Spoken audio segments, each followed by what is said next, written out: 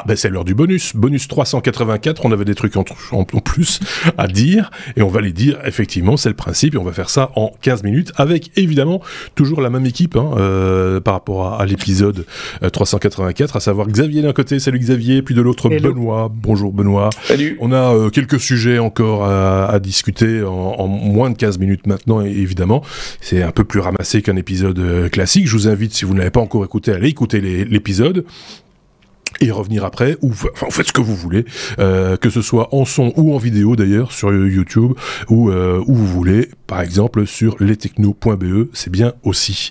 Je dis ça pour les futurs épisodes, parce que là si vous m'entendez, c'est que vous nous avez trouvé, donc voilà. Benoît, on commence avec toi si tu veux bien. Tu voulais nous parler de quoi? De l'Akaya. Parce que Akaya. j'ai résisté pendant tout l'épisode, je sais pas si vous avez remarqué, j'ai pas parlé cuisine. C'est vrai. On a parlé plancher, mais on n'a pas parlé cuisine, donc je me suis dit, je peux pas tenir sur l'intégralité. Vous Donc, savez je vous ai déjà que dans sorti, l'épisode, là. on ne parle pas cuisine. C'est peut-être Non. c'est peut-être une déception pour C'est un vous. scoop. On ne parle C'est pas un scoop. cuisine dans l'épisode. Par contre, on parle pilosité faciale et plancher. Vas-y, Et Benoît. donc c'est en fait la dernière version de la Perle S qui est sortie, qui a été annoncée au mois de novembre, mais qui a vraiment été disponible en décembre. C'est une balance pour les amateurs de café, et c'est une balance amusante. C'est une balance assez haut de gamme, hein, c'est leur modèle, c'est pas leur modèle entrée de gamme. C'est une balance assez amusante parce qu'elle est capable de peser, elle est aussi capable de mesurer le temps.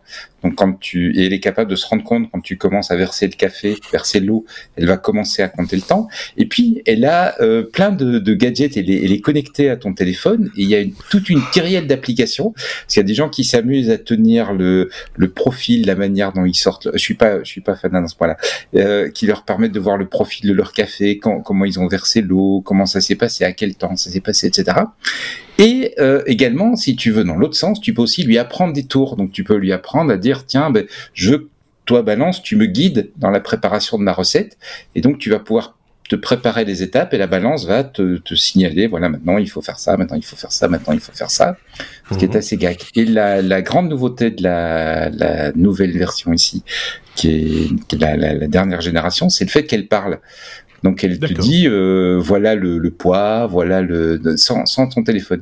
Voilà le poids, voilà le temps qui s'est écoulé, ou alors elle peut te faire la musique pour te dire, tu vois, une note de musique quand t'as fait 20 grammes, enfin c'est marrant quoi.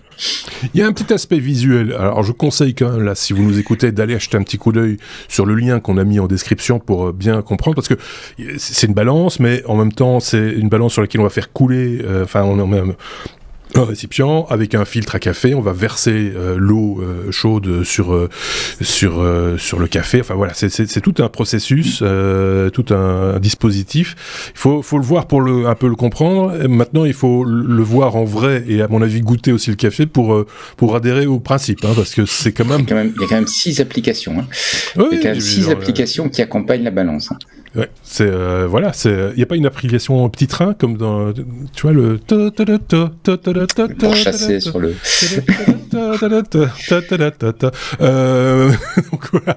Mais enfin voilà, je sais pas ce qu'en pense Xavier, vite fait, bien fait. Écoute, ceux qui regardent le podcast en vidéo m'ont vu hocher de la tête en faisant non à plusieurs reprises, parce que en fait, je suis vraiment pas un grand amateur de café, mais j'ai l'impression que ceux qui aiment prendre leur café, ils ont juste envie de se poser, prendre leur café et le savourer. Oui. Et j'ai l'impression que c'est tout l'inverse. La vache, en fait, le prix. J'ai l'impression que tu dois ici faire tout un montage avant de pouvoir savourer ton café. Oui, mais ta carte de banque pleure sa mère. Hein. $220 pour la balance en question. 200. Moi, je préfère me prendre une bonne cafetière alors qui va te faire où j'appuie sur un bouton, je choisis mon bon café. Là, t'engages quelqu'un qui vient moudre le café et te le servir. Mais qu'est-ce que c'est que cette news? Oui, mais t'as une app. Oui, t'as une app, c'est super. Et elle te parle en plus. C'est ça. Mais le serveur aussi peut te parler. C'est quand même incroyable. Les gens, ils sont énervés quand les serveurs leur parlent, et quand ils ont un truc comme ça, ils veulent que la balance leur parle à la place. C'est quand même incroyable. Ça va marcher, hein. C'est sûr que ça va marcher, mais je suis tout à fait contre ce genre de truc. Non, je suis sûr que ça va marcher. Cette phrase-là, je vais la découper, je vais la garder, je vais la mettre au mur, et je te la ressors. Ça va se vendre. vendre. La boîte existe depuis des années, hein, elle fonctionne très très bien. Ouais, c'est sûr que ça Elle a complètement son marché. Parce qu'en fait, pour expliquer à Xavier, il y a deux types enfin, il y a sans doute plus, mais il y a plusieurs types d'amateurs. T'as un côté cérémonie du thé, si tu veux. Oui, tu vois, c'est ce que je... c'est le rituel qui fait que c'est amusant. Mais j'ai l'impression on l'a un peu inventé, ce rituel du café, justement par mimétisme par rapport au rituel du thé, pour des raisons purement marketing. Tu vois, il faut vendre du café, alors on va inventer un processus qui va vendre du café de qualité, ça va justifier un prix 10 fois supérieur à celui que vous achetez dans grande surface, et voilà, je sais pas, Allez, on passe à la suite, parce que, quand même... Xavier, on va parler de Robotor. Quoi, c'est un Robotor? Robotor, c'est un robot, pour être original, c'est un robot qui fait un peu moins de 4 mètres de haut, et qui est construit en alliage de zinc, qui s'appelle 1L, et il est capable de sculpter, par exemple, dans le marbre, la Vénus de Milo. Donc en gros, c'est un robot qui est maintenant tellement efficace qu'il permet de sculpter des œuvres d'art qui ont été recopiées ou bien qui ont été faites de toutes pièces.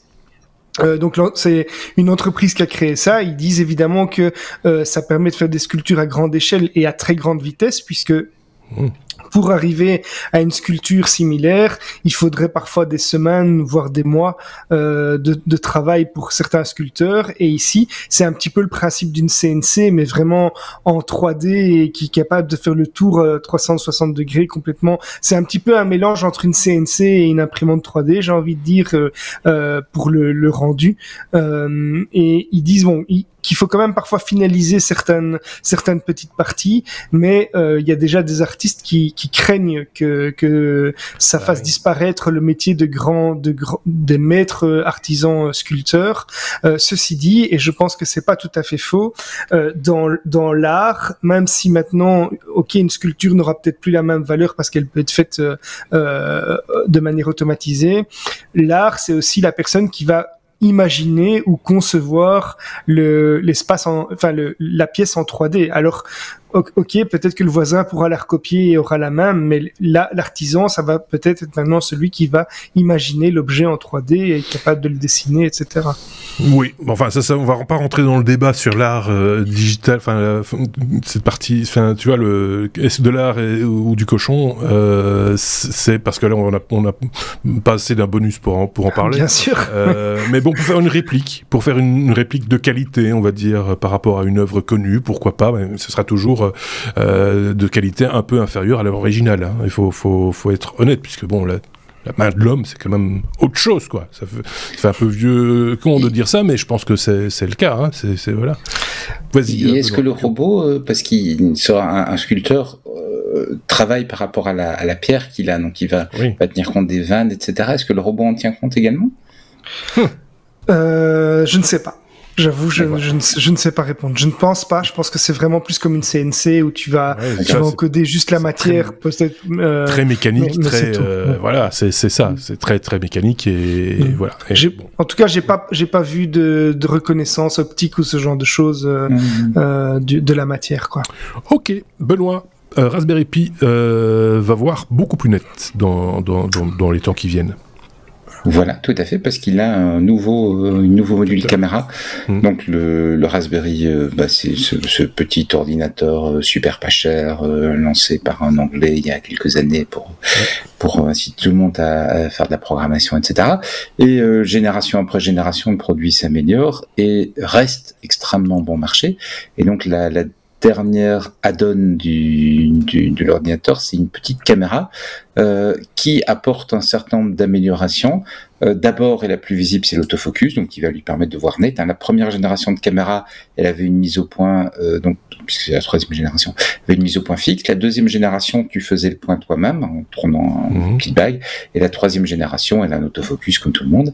Mais ils offrent également plusieurs configurations du capteur avec une version qui est capable de voir, sans le filtre infrarouge, donc qui va avoir certaines applications spécifiques. Une version grand angle également, qui est un petit peu plus cher et qui va te permettre de faire des photos, voir des images plus grand angle, quoi, tu l'as compris, c'est le principe. Et une super grand angle aussi. Oui, tout à fait, c'est ça. Donc, tu as la version normale ou une version... Enfin, oui, c'est vrai que c'est... L'équivalent à un objectif 28 mm, équivalent à un objectif 14,5 mm. Oui. Tout à fait. Et le truc, c'est que le prix reste très contenu. C'est le même prix que le modèle précédent. De tête, j'ai 35 € en tête. Oui, mais c'est dans ce prix-là. Donc, c'est vraiment pas cher. Ouais. Et comment ils font ça? Tout simplement en reprenant des modules de caméra vidéo, en reprenant des modules caméra d'appareils photo. Ouais. Donc, ils ont repris un module parce que pour les appareils photo, on en fait beaucoup, on les fait pas cher, et donc ils ont repris le module et ils le mettent sur un petit PCB et puis ils te le vendent. On est entre 30 et 39 € pour les versions classiques. Par contre, la version capteur sans filtre infrarouge et optique ultra grand angle est à 90 €. C'est sans doute aussi parce qu'il y a moins de demandes pour ce type c'est des usages vraiment plus particuliers. Voilà, une bonne. Et je sais pas si vous bricolez vos propres webcams de surveillance à la maison pour faire ce que vous voulez avec, moi je trouve ça plutôt rigolo. Comme gadget, c'est amusant. Tu voulais vite dire un truc, Xavier? Oui, je ne sais pas si tu l'as dit, mais c'est 12 mégapixels, donc c'est déjà une qualité aussi qui commence à être sympa. Et, mais c'est la même que la génération précédente. Ouais, ok. C'était déjà 12 millions de pixels, mais le capteur est un peu plus grand, donc la qualité devait être un petit peu meilleure. Je prends les commandes. Donc je t'en mets une, Xavier. J'en mets combien? À mon avis, pour mon imprimante 3D, ça va être sympa. C'est pour surveiller ton imprimante 3D. Je t'en mets 3. Non, pour faire des timelapses. Pour faire les 3 axes. Voilà. Xavier, on termine ce bonus en 3 minutes, si tu veux bien, en parlant de nostalgie, non pas la radio, mais la nostalgie qu'on peut avoir pour par exemple, les technologies du début des années 2000. Alors, c'est assez rare, mais je vais parler des amateurs de la marque à la pomme. Alors, c'est une application, cette fois-ci, qui existe déjà depuis un petit temps, mais qui refait surface grâce aux réseaux sociaux, et notamment TikTok. C'est devenu une application qui est vraiment très à la mode pour le moment. C'est une application qui s'appelle Retropod, et qui va permettre de transformer un iPhone en iPod, tout simplement. Donc, en gros, l'application va lui donner la même apparence, la même interface, avec la même petite molette centrale qui a fait le succès de l'iPod. Alors c'est disponible que sur l'App Store, ça fonctionne uniquement avec les bibliothèques de musique d'Apple. Mais c'est, je trouve, une chouette idée, et il y a certainement des amateurs de ce produit qui a fait, en tout cas qui a contribué au succès de la marque à la pomme, et voilà, je trouve ça sympa comme petite news, même si je n'en aurai jamais. Oui, mais oui, c'est vrai que c'est plutôt rigolo, ça fait un peu, voilà, c'est difficile à dire. Enfin, je pense que pour les plus jeunes, ça a plus de sens que pour ceux qui l'ont vécu. Je sais pas pourquoi. C'est souvent ce que je me dis quand je vois ce type de produit, parce que voilà, enfin, le côté vintage me dépasse un petit peu, parce que pour moi c'était hier, hein, donc c'est un peu ça le problème. C'était en 2000, je crois. Oui, c'est ça, c'était en 2000. Ah bah oui. En 2000, donc ça fait quand même déjà un petit temps. Et justement, moi je me demande, je pense pas que les jeunes soient... Enfin oui, peut-être qu'ils veulent un effet rétro. Oui, ça peut avoir du sens, ou oui. On avait parlé la semaine dernière de quelqu'un qui, lui, avait émulé un iPod Touch, ce qui avait été une gageure. Je vous renvoie à l'épisode précédent, ou au bonus précédent, l'épisode précédent. Vous nous en direz des nouvelles. Ça avait été pas mal commenté, je pense, sur les réseaux sociaux et sur YouTube, puisque vous le savez, nous sommes également disponibles en vidéo sur YouTube. C'est peut-être là que vous nous voyez ou nous entendez pour la première fois. Qu'est-ce que je voulais vous dire encore? Une bonne soirée, bonsoir, bon week-end, au revoir. On se dit à très bientôt, peut-être avec d'autres chroniqueurs. Cette fois, Xavier, je te fous la paix, normalement. Tu vas pouvoir souffler un peu. Benoît, comme d'hab. J'ai mon parquet là. Voilà, il a du parquet à poser, donc voilà. Si vous avez des conseils pour le parquet, n'hésitez pas à en faire part à Benoît, il est tout à fait preneur.